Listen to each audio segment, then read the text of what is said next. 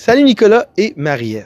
Bienvenue à cette vidéo qui va vous tenter d'expliquer le contexte pour la soirée dansante que vous devez organiser ensemble. Alors, je vous mets un peu en situation. Toi, Nicolas, tu te retrouves à organiser une soirée dansante super cool avec plein de gens. Et Marie-Ève y participe et elle a décidé de t'aider un peu avec les tâches budgétaires parce que vous êtes une bonne équipe. Une fois que vous êtes arrivé à l'exercice de trouver et de faire des dépenses, vous avez trouvé plein d'informations comme la salle.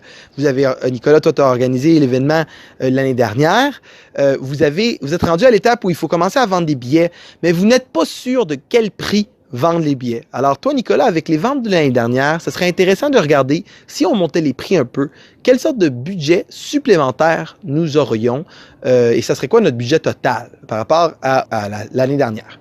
Alors, les trois structures de prix, Nicolas, que tu vas devoir analyser sont comme ci. Considérons que tous les VIP paieraient 150 $ et que tous les billets standards payent 50 $ et que toutes les tables payent 1000 $.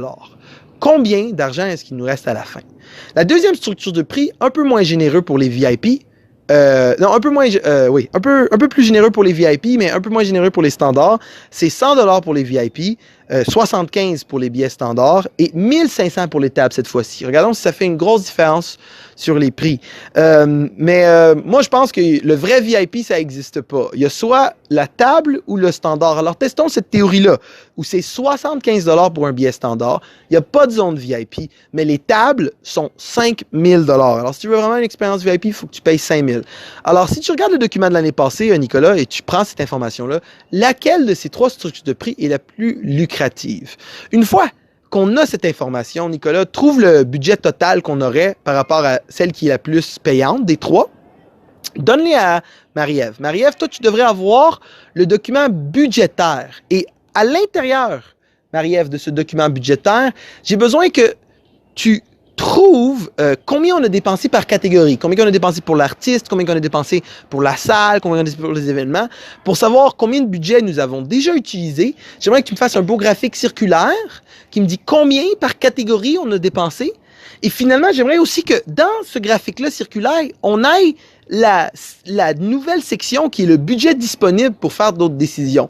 OK, alors j'aimerais ça avoir un beau graphique, Marie-Ève, qui me dit combien on a dépensé par catégorie. Tu devrais avoir les catégories de dépenses. Et avec ce nouveau chiffre, qui est le budget supplémentaire, qui soit illustré avec sa propre part dans le graphique. Est-ce que tu serais capable de faire ça, Marie-Ève, pour moi? Nicolas, tu es en charge de commencer l'exercice. Toi, tu prends le document, tu crées les trois trucs et tu partages le budget avec Marie-Ève. Marie-Ève, c'est toi qui es en charge de remettre l'exercice. Alors toi, Marie-Ève, tu prends le document, tu t'en occupes, tu organises pour avoir le budget, tu prends l'information de Nicolas, tu la mets dans ton document. Et toi, Marie-Ève, tu m'envoies les deux documents pour les deux. Une fois que vous m'avez envoyé le document, vous venez voir soit en classe ou sur Discord pour de la correction et je te permets de passer à la prochaine étape. J'espère que tu trouves les travaux d'équipe plaisants. C'est une aventure complexe, mais j'espère que vous avez trouvé ça le fun de faire un travail d'équipe qui n'est pas juste deux personnes qui font des choses pareilles, que vous sentiez réellement que chacun d'entre vous ait une tâche. Alors, salut Nicolas et salut Marie-Ève. Passez une belle après-midi.